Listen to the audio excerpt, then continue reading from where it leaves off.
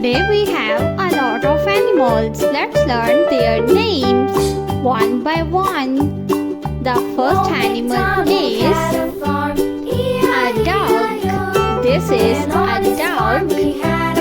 A duck is a farm animal. The next one is a panda.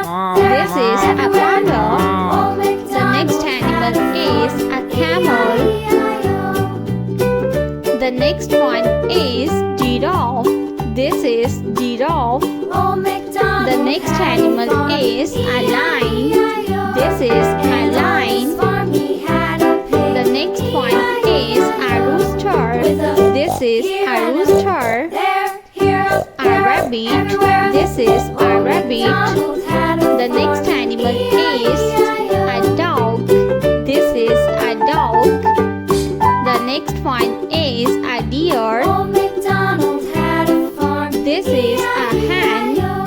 The next one is a leopard. This is a leopard. A cow. This is a cow. The next one is a leopard.